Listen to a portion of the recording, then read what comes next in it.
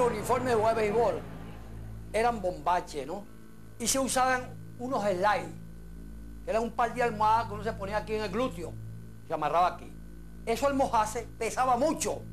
No suda, y eso se va mojando. Y tú no tenías velocidad para correr. Entonces, hoy en día no. Hoy en día el uniforme es pegadito, no un pantaloncito pegadito. Los guantes eran pequeñitos. Todos los guantes eran pequeñitos. Hoy en día los guantes son así. Pero un guante de eso cualquiera la agarra. Antiguamente se jugaba sin casco. No existía nada de eso, de muñequera, de ponerse en la pierna, en la cabeza, de nada, sino simplemente el jugador. Los juegos antes duraban de promedio 2 horas. Ahora juegan de promedio 3 o 3 horas y media. La diferencia está en la gran cantidad de tiempo que se pierde cuando van a hablar con los pitchers. Antes no. Sí, los equipos tienen hasta psicólogos y todas esas cosas. Usted no ve cuando están, el catcher va al pitcher, que se pone el guante por aquí, porque tienen gente que adivina lo que está hablando el catcher con el pitcher. Hoy en día usted no ve jugadores de béisbol de mi tamaño, de mi estatura. Hoy en día tienen unos 80, unos 90 de estatura, un Galarraga.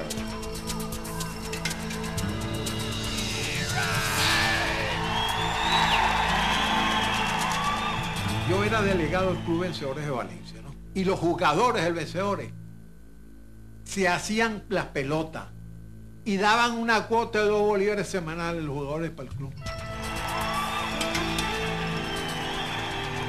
Nuestros padres decían que eso era un juego de vagos y maleantes, y lo que menos querían era que uno jugara béisbol. Antes se jugaba béisbol por amor.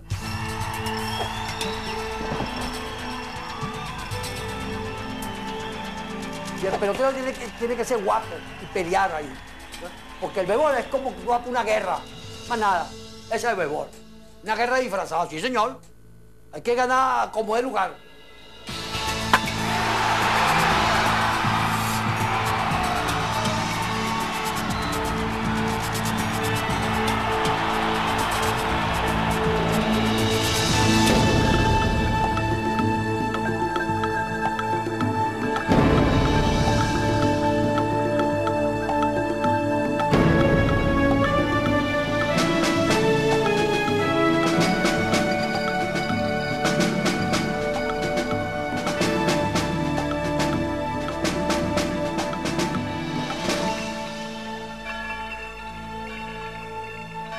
En una mañana de mayo de 1895, el joven Mariano Becerra salió a la calle.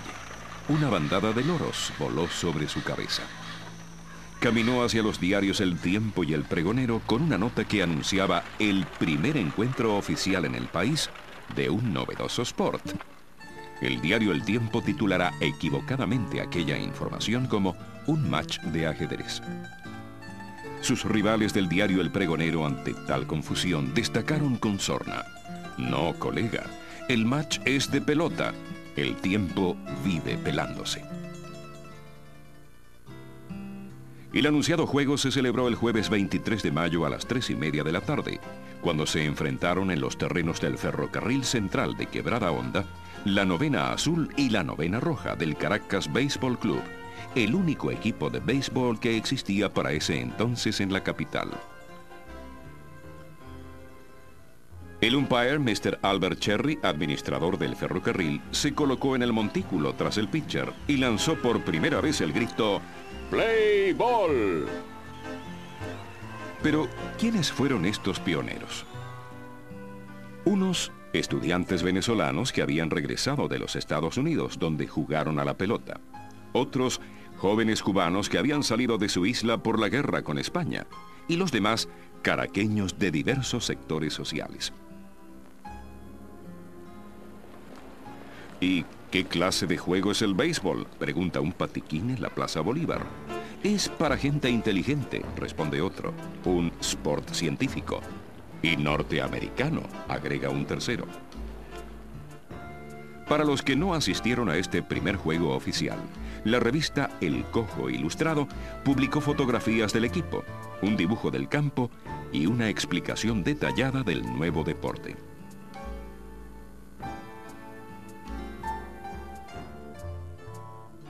Pero lo que en Caracas era una novedad ya tenía su historia en otras latitudes.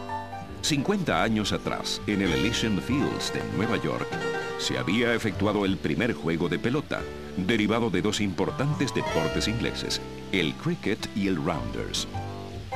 Alexander Cartwright, un bombero y empleado de banco, diseñó las primeras reglas del juego y las dimensiones del campo, al que dio forma de diamante. Nace entonces el béisbol. Para el momento en que el béisbol llega a Venezuela en el año 1895, en Estados Unidos ya se había convertido en el deporte nacional y sus reglas habían evolucionado. Ya no se jugaba a mano limpia, sino con guante. La base por bola no se otorgaba con 9 lanzamientos malos, sino con 4. Y el catcher contaba ahora con una careta de hierro para protegerse.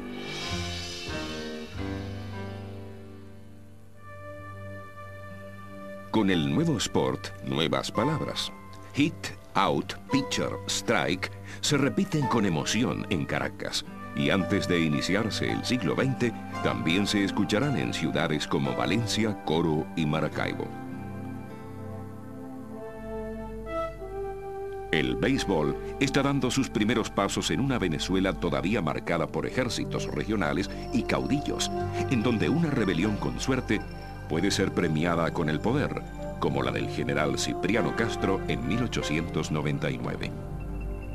Este turbulento ambiente político propicia la disolución del Caracas BBC y la salida del país de algunos de sus jugadores. Pero el béisbol ya había echado raíces en tierras venezolanas. En 1902, el equipo Caracas BBC se refunda en un campo de El Paraíso, moderna urbanización al otro lado del río Guaire. La prensa reseñará: hace ya 7 años que varios jóvenes inteligentes y cultos, educados en Norteamérica, introdujeron para solaz y recreación útil de nuestra juventud este deporte americano que se pronuncia béisbol. En octubre de ese mismo año, llega al puerto de La Guaira el vapor de guerra norteamericano Marietta. Su tripulación reta al equipo de Caracas a un match de pelota, y los fanáticos bajan entusiasmados a La Guaira a presenciar nuestro primer desafío internacional. Los marineros ganan el juego 15 carreras por 13, al conectar un jonrón con las bases llenas. Pero hay revancha, y la victoria es del Caracas BBC, 21 carreras a 17. En 1903, la familia Folmer Bulton funda un club deportivo en su hacienda de San Bernardino. En estos terrenos se practican varios sports, pero el que más apasiona es el béisbol. El San Bernardino Baseball Club es ahora el nuevo equipo de los jóvenes elegantes. Por varios años, esta distinguida novena impone la calidad de su juego, pero en 1907, un modesto equipo del litoral, el Vargas BBC, propina la primera derrota a los jugadores de la capital. Nace lo que podríamos llamar la primera rivalidad de nuestro béisbol, rivalidad que despierta y aviva la afición por la pelota. Durante un encuentro en Caracas entre el San Bernardino y el Vargas, las incidencias del juego son transmitidas por teléfono a una barbería del litoral y voceadas a la Plaza Vargas, donde se anotan en una pizarra. Los fanáticos habían realizado, sin saberlo, la primera transmisión en vivo de un juego de béisbol en Venezuela. En 1908, otra rivalidad termina por definirse. El presidente Cipriano Castro, tras 8 años en el poder, no llegará al 9º inning de su gobierno. Su compadre, Juan Vicente Gómez, es ahora el nuevo manager del equipo. Llegan los tranvías eléctricos a Caracas y las carreras de caballo dejan el hipódromo de Sabana Grande para estrenar el de El Paraíso.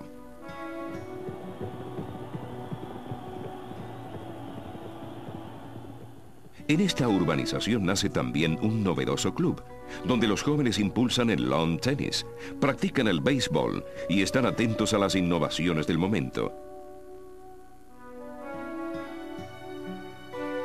Y es que son aires de modernidad que permean en un país signado por las enfermedades, el analfabetismo y la precariedad institucional.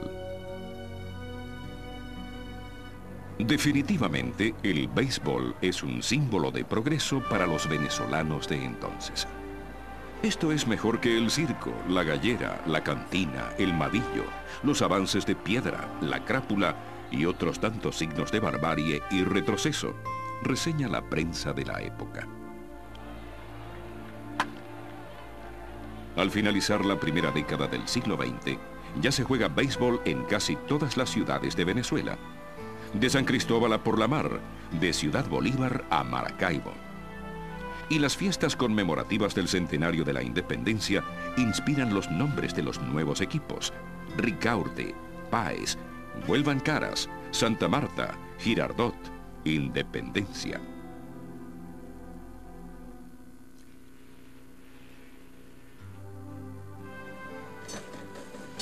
Hoy es una necia que está al borde de hacer un largo papel de muda, la señorita que no sepa hablar de lo terrible de una línea, de lo hermoso que es atrapar un fly, de lo difícil que es cubrir una primera base, del brazo que se necesita para ser buen pitcher y del valor que debe tener el catcher.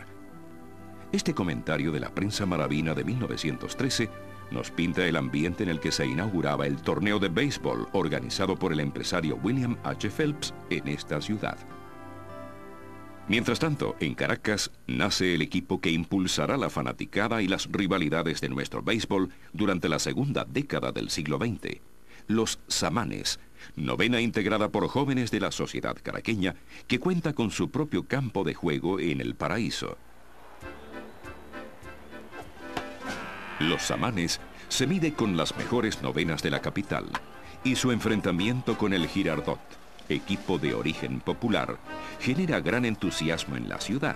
Quizás porque no son solo dos novenas rivales, sino dos grupos con una clara diferencia social que agrega un nuevo cariz a la pugna deportiva. Pero el verdadero rival de los Samanes es el equipo Independencia de Caracas, fundado por vecinos de la parroquia Candelaria. Este equipo es apadrinado por los hijos del presidente Gómez y el general Manuel Corao. Ahora, la política también está en el diamante. Al paraíso, gran match de béisbol. Así invita la prensa al primer desafío organizado entre el Independencia y los Samanes. En estos concurridos y tensos juegos domingueros se respira algo más que rivalidad deportiva. Así lo afirmará años más tarde Gustavo Machado, uno de los jugadores del equipo de El Paraíso. Los samaneros éramos francamente antigomecistas, pero al mismo tiempo formábamos un equipo que gozaba del apoyo y la simpatía de la alta sociedad y de la cordial antipatía de los Juan Bimbas de la época. El 23 de septiembre de 1917 se inaugura en Sarría el Stand del Este o Independencia Park, muy cerca de los terrenos del Ferrocarril Central, donde se había jugado el primer match de béisbol. Aunque todavía modesto en sus instalaciones, este estadio se publicita como el primero trazado conforme a las reglas técnicas del béisbol.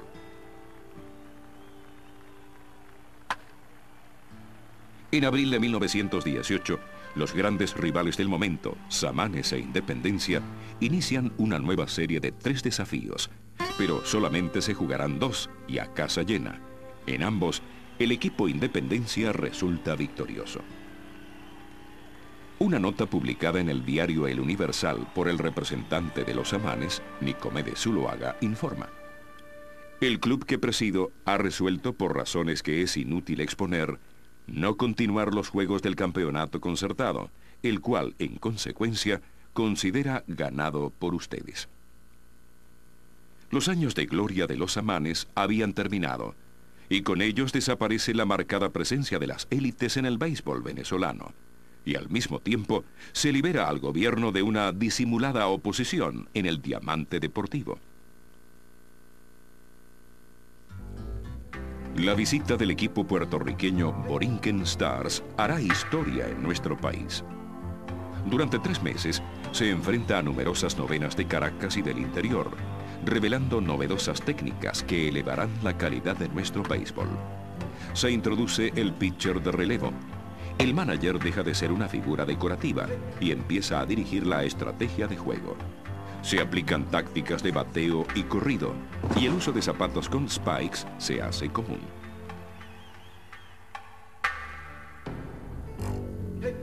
En 1918 termina dramáticamente.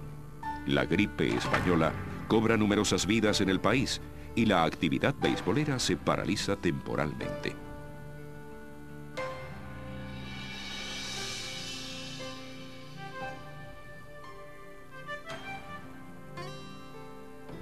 Finaliza la segunda década del siglo XX y cada vez son más los jóvenes que se reúnen para jugar al béisbol.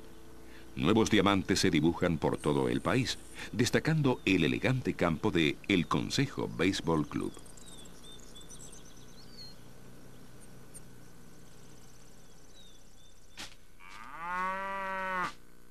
Corren los años 20 y en los campos venezolanos la caña sigue siendo dulce, pero de esta misma tierra ahora brota con fuerza un líquido espeso que no hace falta sembrar. Mientras el petróleo despierta y agita el comercio en las ciudades del país, en la capital nace el equipo que atrapará el fervor de los fanáticos. Es el Royal, capitaneado por el joven promotor Jesús Corao. Algunos dicen que el nombre de este equipo proviene de una máquina de escribir. Otros afirman que lo toman de un reconocido banco de la época para conseguir su apoyo económico. Este equipo será conocido más tarde como el Royal Criollos y adoptará la consigna de incorporar únicamente a jugadores nacionales. Los hijos del general Gómez, Juan Vicente y Florencio, fundan en 1926 el equipo Maracay. Los hermanos Gómez no solo crean la novena, sino también forman parte activa de su alineación. Retan al más popular de los equipos caraqueños, el Royal, y son derrotados en todos sus encuentros. Los maracayeros se ven en la necesidad de incorporar a diestros jugadores del momento para reforzar a su novena. O sea que los Gómez, los hijos de Gómez, eran realmente deportistas de verdad, les gustaba. Y ellos mismos jugaban, no eran unas estrellas, pero Juan Vicente Gómez pichaba, Florencio jugaba, todos ellos eran jugadores, ¿me entiendes?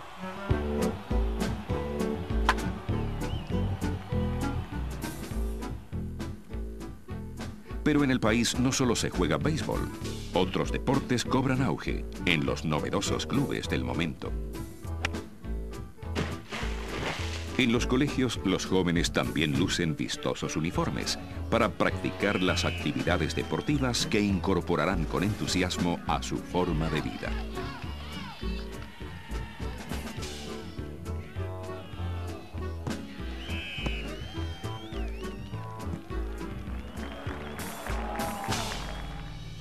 Para 1927, el béisbol venezolano comienza a organizarse. La recién creada Liga Nacional de Béisbol se compromete a realizar anualmente un torneo llamado de primera categoría. Ese año se inscribieron los mejores equipos del momento, pero solo 4 entraron a la liga: el Royal, el Maracay, el Santa Marta y el 29 de julio Militar, que sorpresivamente obtuvo la victoria. Con curiosidad, los caraqueños observan el nacimiento de un nuevo estadio. Es el San Agustín, situado en la urbanización de clase media del mismo nombre. Este diamante abre sus puertas al público en enero de 1928, y seguramente para ese entonces los caraqueños no se imaginaban que aquel estadio se convertiría en el escenario de las grandes figuras y rivalidades de nuestro béisbol, rivalidades que alentaban los cronistas deportivos al escribir sin pudor a favor de los equipos de su preferencia.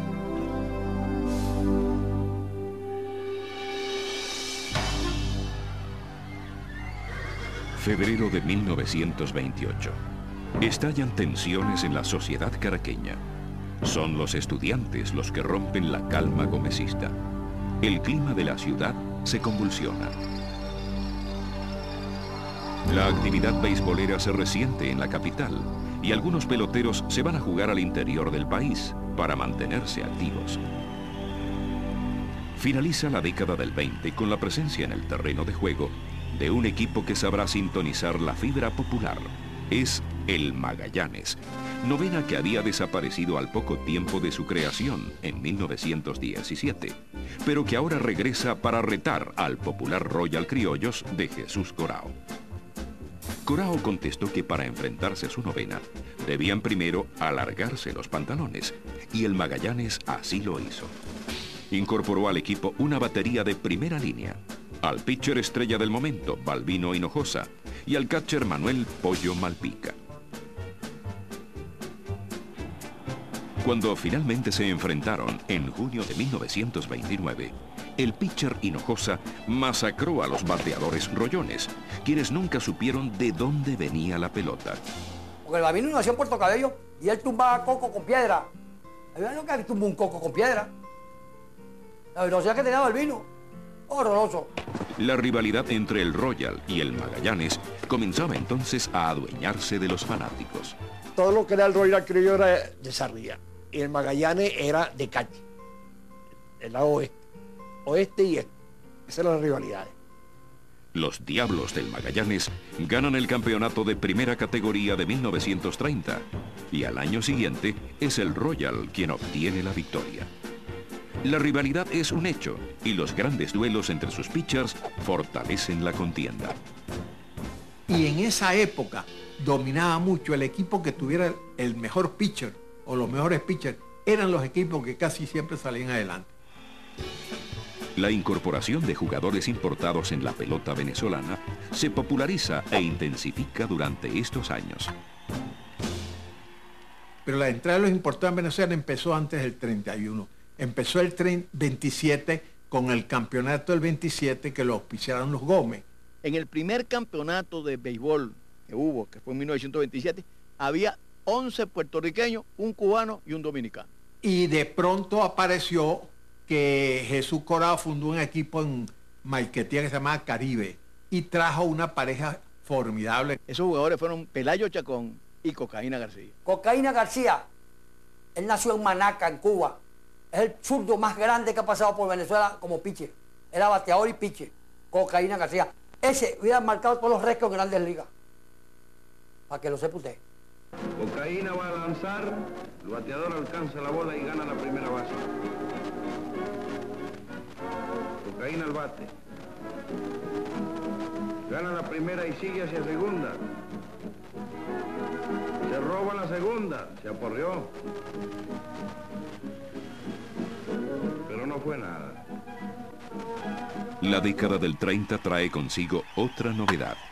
Los aficionados pueden asistir a los partidos de béisbol sin moverse de sus casas. La radio se los lleva.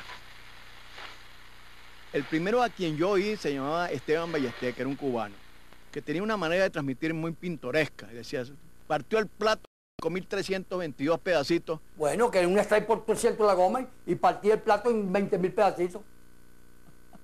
¿Sabes? Para decir que era una estrella de la verdad.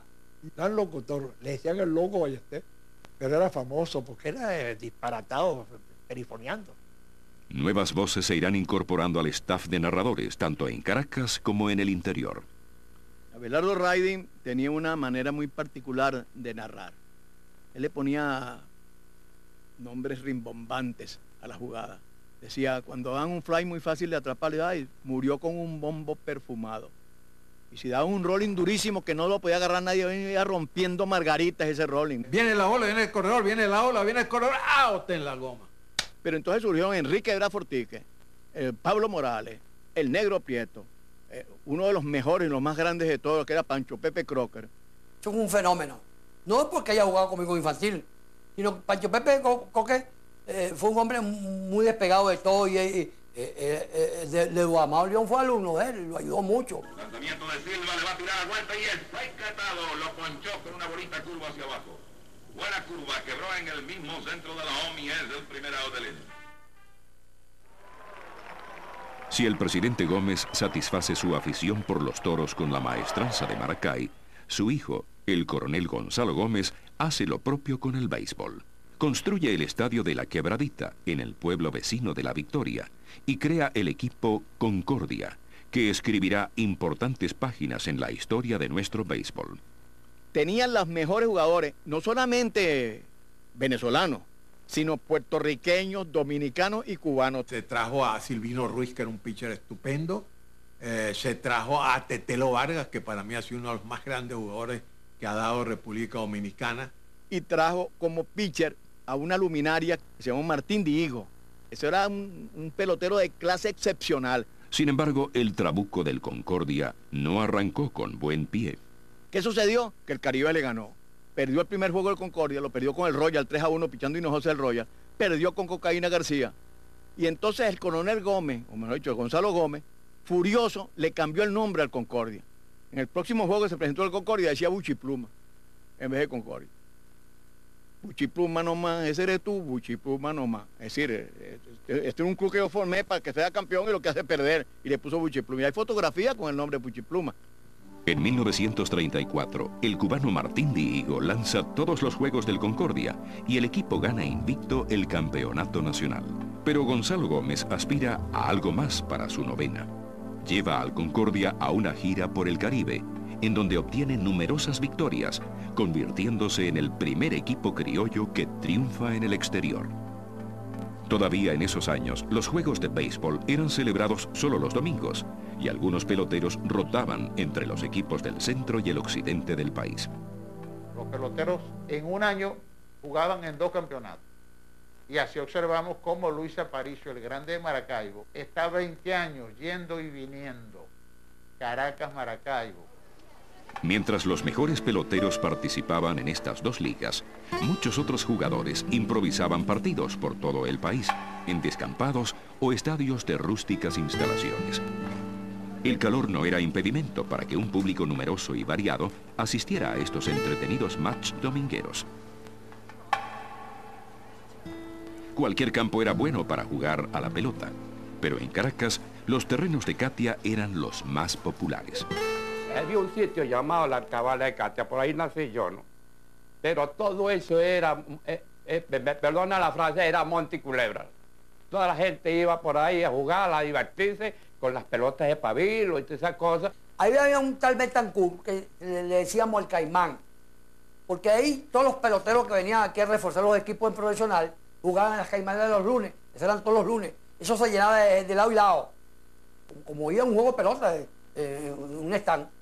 Eso estaba en la avenida Sucre, hasta Catia, hasta la Plaza Pérez Jonalde. En ese trayecto de Pagüita a Pérez Jonalde, se veía, porque como estaba abierto, por los files se acostaba la gente para verlo a uno. Se jugaba una mano de cambur. Y el que perdía pagaba los cambures, pagaba los golfes y la cosa. Para aquellos tiempos una mano de cambur valía 2 lochas. Hombre.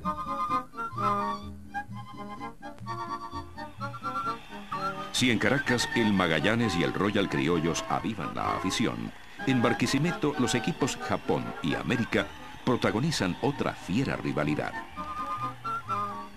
Mientras que en Maracaibo el equipo Pastora se disputa con el Gavilanes la preferencia de los zulianos, quienes con su desbordado fanatismo hacían palidecer al público de Caracas. Gavilanes nació en La Ciega y Pastora era de Bellavista. Eran 2 barrios completamente distintos. El partidario del Pastora no podía ir a la tribuna del Gavilanes, ni el gavilanero podía ir a la tribuna del Pastora. Cuando algún fanático travieso o por borrachera invadían, los sacaban hasta golpes. Porque allá, tanto a los don Paya como a los jugadores tenían que irse escondidos. Si cometían un error, le decían que estaba vendido. Los choferes ponían arepas. Cuando le daban 9-0, ponían 9 arepas en los automóviles. Allá la rivalidad era más salvaje. Pero pasaba un hecho que no podemos soslayar. Cada equipo, Pastora y Gavilanes, tenía su recaudador. Y una gran cantidad de fanáticos colaboraba con 5, 10, 15 y 20 bolívares semanales. En Maracaibo, los hermanos Ernesto y Luis Aparicio cautivan la devoción del público con su juego rápido y preciso. Él fue la acción y yo la segunda base, donde nos convertimos en algo que fue que los mismos periodistas de esa época y el público en Caracas de esa época decía, vamos a hacer los doble play como los Aparicio. Por su parte, Luis Aparicio el Grande iniciará la saga de los exitosos shortstops venezolanos en la calurosa tierra maravina. Digo, mira, Aparicio, ustedes hicieron el estadio en el infierno.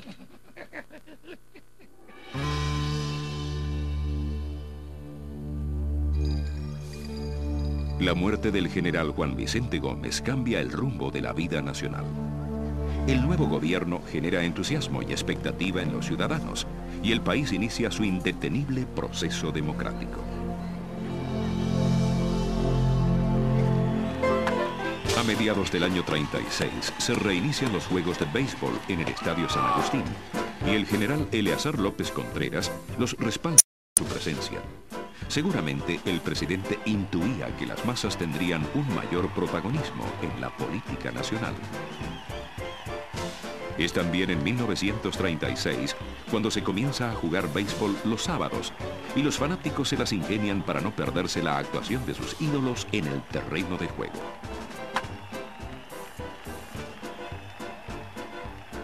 Ahora que hay pelota los sábados y domingos, jugadores y equipos obtienen mayores ingresos por concepto de taquilla y siguen apareciendo nuevos clubes en el escenario beisbolero. Formaban la primera división en Venezuela en Royal Criollo, el Magallanes, el Santa Marta, los Latinos, el Lucana, el Universidad, el Concordia, el Caribe. Después surgieron el Vargas, el Cardenales y el Venezuela de Llanecito. Juan Antonio Llanes, mejor conocido como Llanecito, es uno de los grandes promotores criollos de nuestro béisbol. Con su pasión y constancia, logra que su equipo, el Venezuela, triunfe en los campeonatos nacionales de 1938 y 1941. La carrera del desempate. Gana el Venezuela por 2-1. En ese béisbol romántico de los años 30, no había franquicias y surgían equipos año tras año que entraban al campeonato, jugaban y desaparecían, para tal vez reaparecer luego en otra temporada.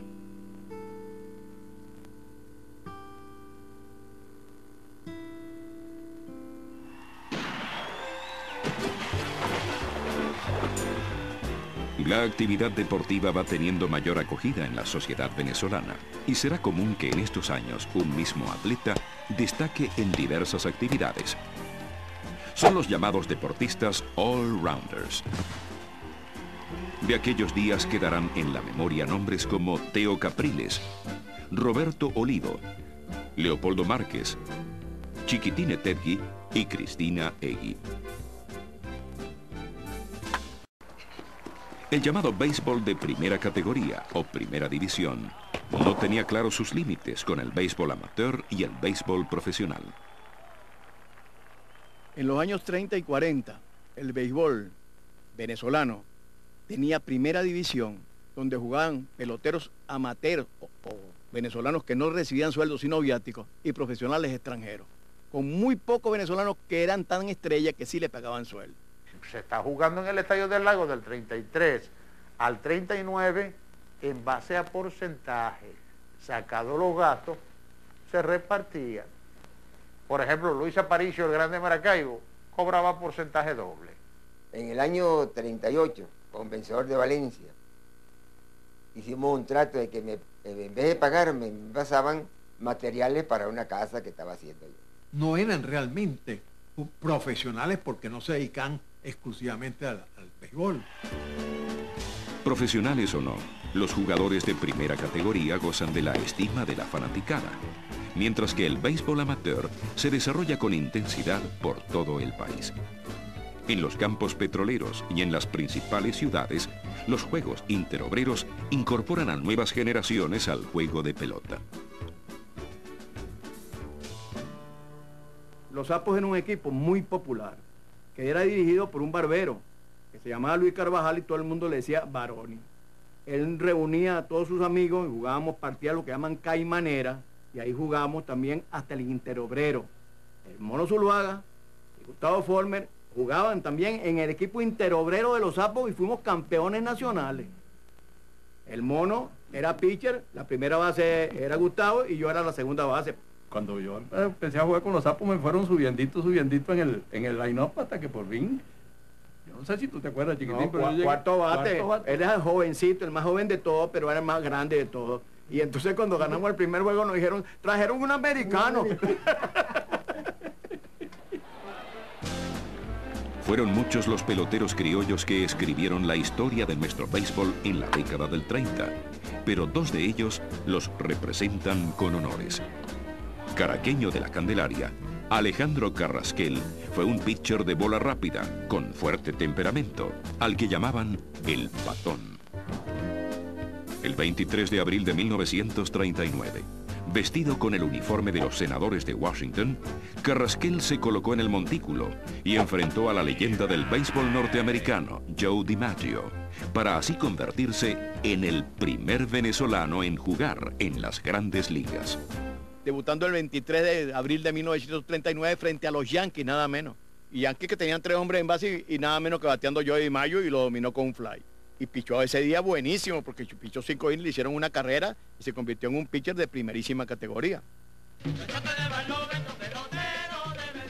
En 1935, debuta con el Royal Criollos un joven barloventeño que logra 5 victorias sin derrotas para su equipo. Su nombre, Vidal López, jugador que además de ser un extraordinario pitcher, fue un gran jonronero y cuarto bate en el line-up. Sus fanáticos lo recordarán siempre como el muchachote de Barlovento. Vidal era un hombre chico que nació en Río Chico, llegó a Caracas de 6 años, ahí en la Candelaria, en el 200, una casa de vecindad, su mamá, la señora Antonia, y él tenía una hermana que era ciega. Él quería mucho a su hermana. Por eso que Vidal no hizo un hogar, porque él quería mucho a su madre y a su hermana. Pero Vidal era un caballero. Fue nuestro mejor beisbolista. Jugó como estrella estelar en Puerto Rico, en México y en Cuba. Vidal López, el muchachote del Barlovento, él lo hacía todo. Él era pitch, jugaba on field, bateaba como quiera. Él no fue a las grandes ligas por el asunto del color, para aquellos tiempos.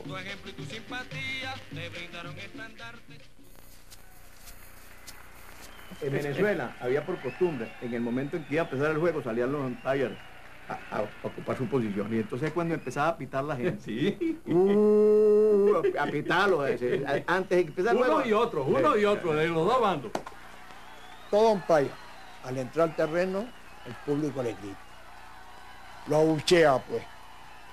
Y yo considero que ese no era abucheo, ese era el aplauso de nosotros. Yo lo sentía como que si era un aplauso. De tal manera que en muchas oportunidades me quitaba la gorra y saludaba al público, entonces arreciaba más la cosa.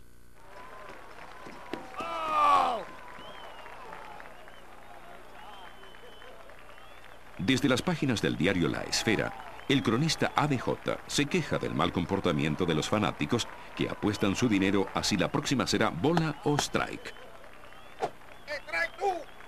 Porque el béisbol nació a todos los niveles apostando primero los jugadores. Nosotros en nuestra juventud llegamos a jugar los partidos con interés. Cada quien ponía su bolivito, su realito. En 1941, el Congreso Nacional elige al general Medina Angarita como presidente de la República. El nuevo gobierno impulsa una mayor apertura democrática, legalizando los primeros partidos políticos. Mientras, en el otro lado del Atlántico, la Segunda Guerra Mundial estremece a Europa. Inmersos en este clima de tensión internacional, se inician las gestiones para financiar el viaje a Cuba de la selección venezolana a la cuarta serie mundial de béisbol amateur. Ya Venezuela había asistido a este campeonato en 1940, logrando el tercer lugar. Nuevamente, en 1941, el delegado del equipo venezolano es el joven periodista Abelardo Raidy, quien ensambla con mucho tino un grupo de jóvenes prospectos provenientes de diversos equipos del país. Me fui a Maracaibo, porque en esa época los jugadores zulianos eran muy buenos. me fui a Maracaibo a hacer y escogí los Zulianos. Y yendo por la carretera me encontré Luis Romero Petit. El día que Abelardo Rayde se me apareció al campo petrolero donde yo trabajaba en Cabimas y me dijo, prepárate porque te vas conmigo para Caracas. Yo estaba en un cine de Katia, avisaron por micrófono. Benítez Redondo, que se tiene que presentar a eso, o está metido en la selección del equipo que va para La Habana. El manager de la selección venezolana será Manuel Pollo Malpica, destacado y popular catcher de esos años. Tras meses de entrenamiento y de partidos de fogueo, Malpica logra conformar un joven pero prometedor equipo. Yo, que no había salido nunca del seno de mi familia, verme en un barco para ir tan lejos a un país que yo no conocía. Bueno, yo me pasé toda la noche llorando en el barco. Y al llegar a La Habana me recibieron los periodistas a bordo del Cuba. Y cuando llegaron me preguntaron, ¿qué tal el equipo? Les dije, traigo los campeones mundiales. Cuando nosotros llegamos a La Habana, nadie creía en nosotros.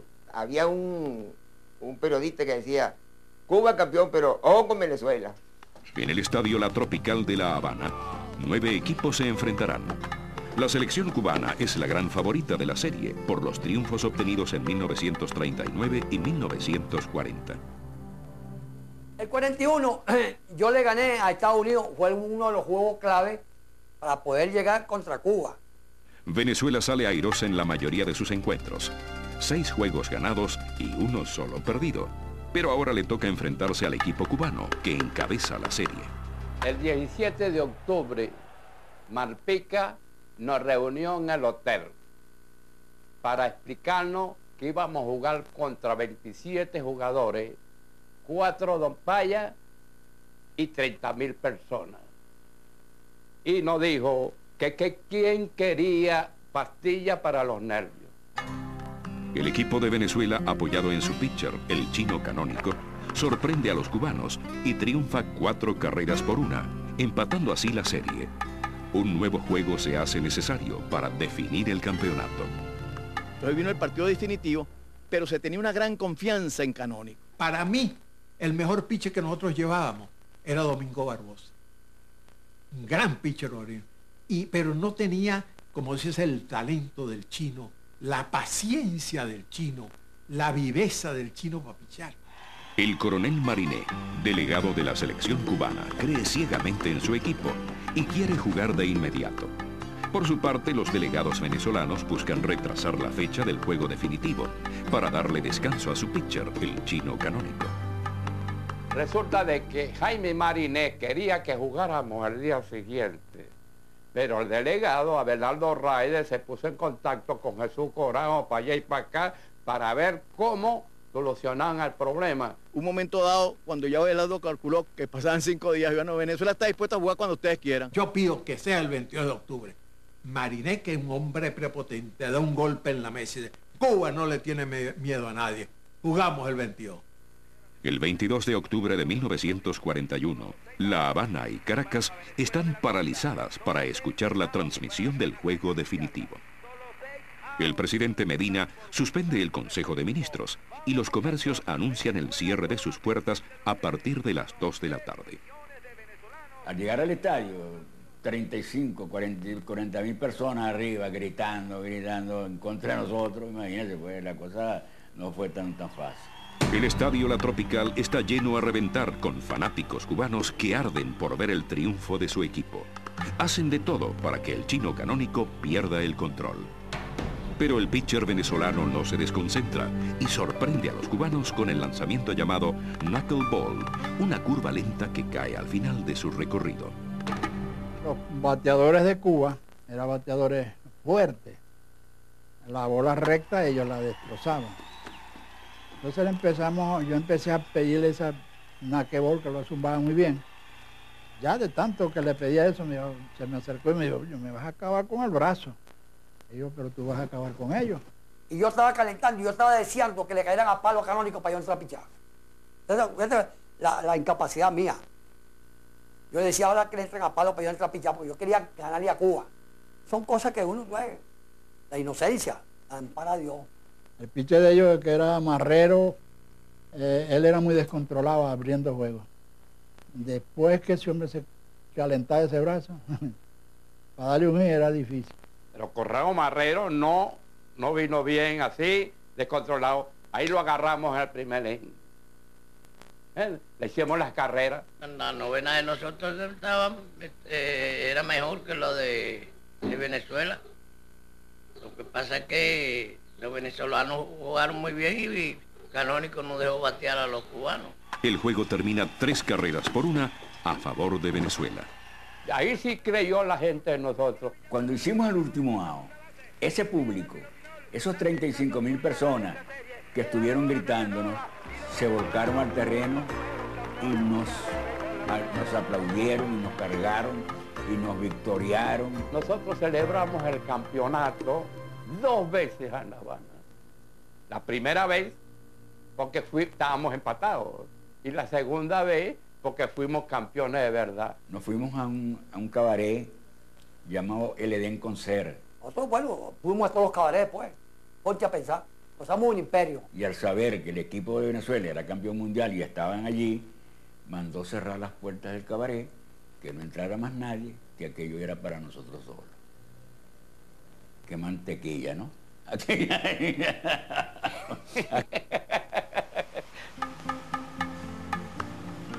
El gobierno cubano ofrece un buque de guerra para el regreso de los campeones a Venezuela. Yo bajé 5 kilos en el viaje, porque el barco se movía, parecía una nuez, ¿no? Yo por lo menos dormía en una litera pegado a un bote salvavidas. Pegado bien amarradito por si acaso. Yo le digo que yo dormía amarrado a un cañón, el cañón de popa que tenía el barco. En el trayecto de la gira, Jesús Corao nos llama y nos dice, tenemos que llegar a Venezuela, pero tenemos que aprendernos el himno nacional, ¿no? Cuando yo haga así, tenemos que pararnos todos a cantar el himno nacional. Empezamos a ver el piquito del Ávila sin neblina. El capitán se pone su binóculo y ve para acá. Caramba, chicos, vengan acá todos, aquí hay una revolución. Y empezamos a ver avioncitos, avionetas, tirando flores arriba del barco, y barquitos y cosas. Entonces no sé quién cogió un rayocito y empezó a sintonizar y nos hemos dado cuenta del recibimiento que nos tenían en la Guaira.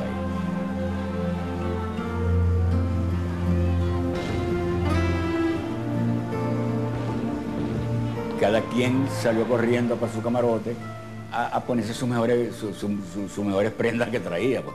Yo, por ejemplo, me había comprado un frucito blanco y fue y me lo puse, bueno, pues aquello fue una cosa del otro mundo, aquello fue una cosa apoteósica. Había un gente de todo Caracas que estaba en La Guaira, somos apoteósicos. El triunfo del 41 se convierte en una hazaña histórica y los jóvenes deportistas son ahora héroes que nos traen trofeos en barcos de guerra.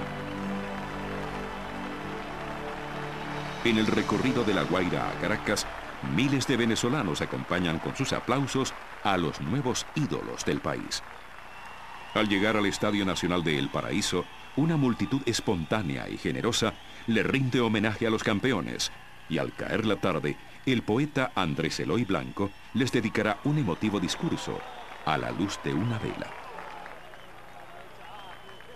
Ese 41 es parte de mi vida. Y por eso lo recuerdo con tanto amor.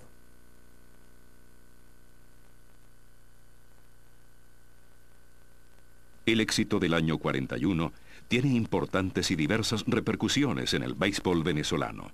El triunfo de Venezuela del 41 provoca un boom beisbolero en el país, pero que le hace mucho daño a los béisbol zulianos. ¿Por qué? Porque había 9 peloteros del Zulia en ese seleccionado que se quedó todo en Caracas y se acabó la pelota profesional en Maracaibo. Pero en la capital son otras las consecuencias. El presidente de la cervecería Caracas, Martín Tobar Lange, y el promotor deportivo Jesús Corao crean el equipo Cervecería Caracas, integrado en su mayoría por los campeones mundiales del 41, quienes retoman la filosofía del equipo Royal, solamente criollos. Tobar Lange adquiere el viejo estadio San Agustín y lo convierte en el Cerveza Caracas. De esta manera se unen el equipo, el diamante y la cerveza. Por parte, el polifacético Jesús Corao hace del Cervecería algo más que un equipo de béisbol. Yo diría, más que un equipo de béisbol, para mí fue una especie de institución, una gente que nos daban clases de urbanidad, teníamos que vestir bien, no podíamos andar de rocheleros por la calle. La creación de este nuevo equipo reanima la vieja rivalidad con el Magallanes, pero ya no como el Royal Criollos, sino con el Cervecería Caracas. Al estadio acuden cada vez más fanáticos y hermosas jóvenes presencian los juegos para apoyar a los héroes criollos. Al Cervecería se le conocerá entonces como el equipo de las caras bonitas por la estampa de sus fanáticas.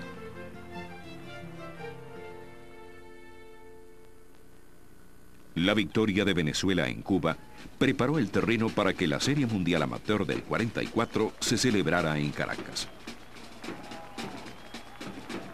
A esta séptima serie la precedió una reñida campaña para elegir a la reina del campeonato. La sociedad se moviliza para depositar su voto en las urnas, adelantándose a la práctica democrática que pronto se haría realidad en el país. Teníamos dos reinas en competencia. Una reina que era Oli Clemente, que le hicieron el mote de Oli Clemente para la gente decente. Y la otra era Yolanda Leal, una profesora, una maestra de escuela, muy simpática, muy agradable, que fue la reina escogida. Yolanda Leal, la del pueblo popular, y ella ganó. Yo voté por Yolanda Leal en los salones de la Asociación Atlética del Zulia. Yolanda de Venezuela, mi pueblo te necesita por morena y por bonita y por maestra de escuela. El strike de tu sonrisa rompió su curva en mi pecho y yo me quedé maltrecho y abanicando la brisa. Escribirá Miguel Otero Silva en aquellos días de pasión deportiva.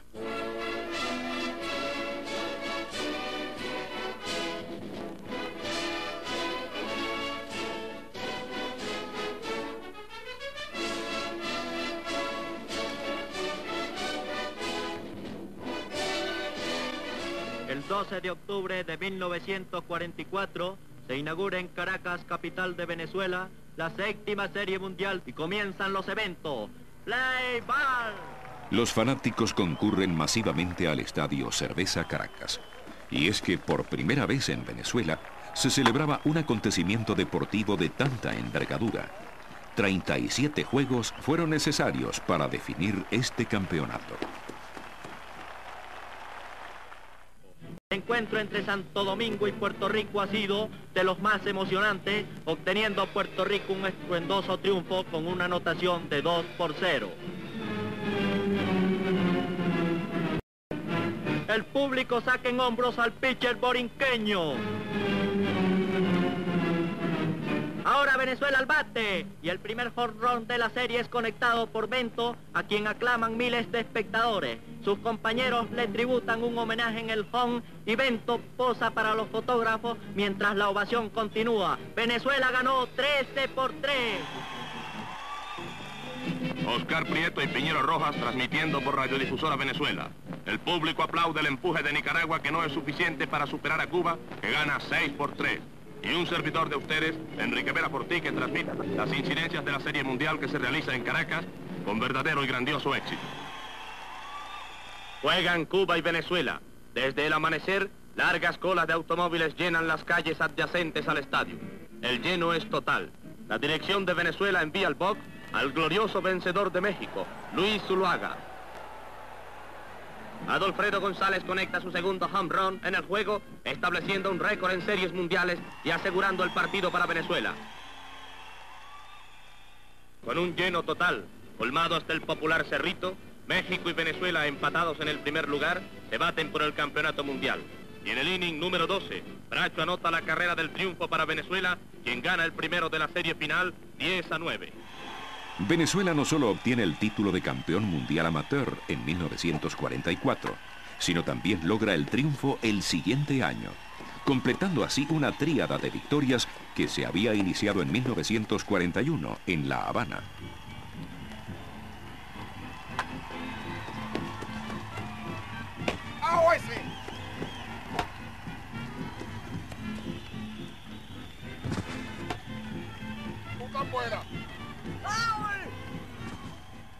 Finaliza la Segunda Guerra Mundial en 1945 y la difícil situación de la posguerra en Europa impulsa la venida de una importante corriente migratoria hacia nuestro país, donde en octubre de ese año un movimiento cívico-militar derroca al gobierno del general Medina Angarita.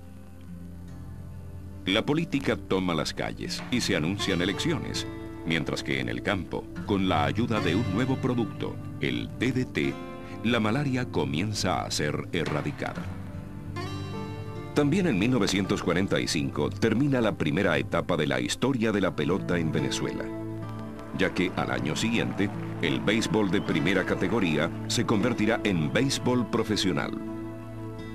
Los equipos se regirán por la normativa internacional del béisbol organizado, y los jugadores recibirán el salario que les permitirá hacer de este deporte su profesión.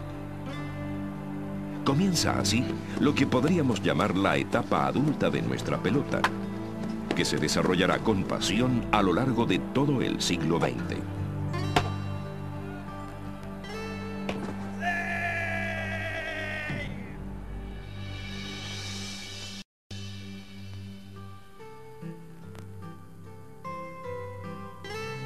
Habían pasado 50 años desde que se oyó en el terreno de juego aquel primer play ball. Y ya eran muy pocos los venezolanos que en 1945 todavía preguntaban ¿cómo se juega ese sport? Porque ya existían equipos en todos los rincones del país y eran numerosos los campos deportivos donde las rivalidades enfrentaban a los fanáticos. Ya los venezolanos hablaban como si estuvieran jugando a la pelota, porque podían estar ponchados en 3-2 o fuera de base. Y al abrir el periódico en la mañana, páginas enteras narraban el partido del día anterior. Los jugadores criollos hacían con frecuencia sus maletas para medir su destreza en otros campos del continente. Los niños y los jóvenes tenían ya a quien admirar, a otros compatriotas que vestían el uniforme deportivo. Y es que los venezolanos habían encontrado en el terreno de juego un diamante que terminó por acomodarse en el sentir de un pueblo que demostraba con garra y orgullo que había llegado su turno. Venezuela al bate.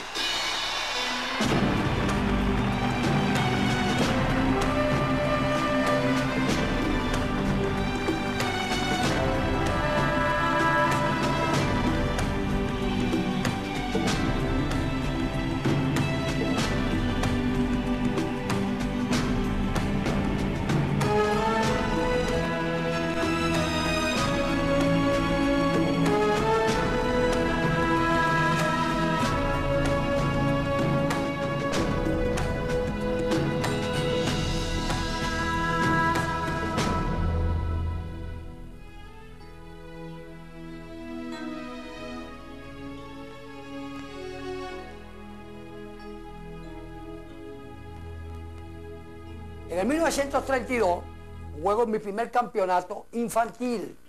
Entonces, mi primer uniforme era la anilla. Y yo volví con mi uniforme y mi papá me dijo, mira, tú vas a coger ese uniforme de pijama. Le digo, no, es porque estoy emocionado, porque mañana se inaugura el campeonato.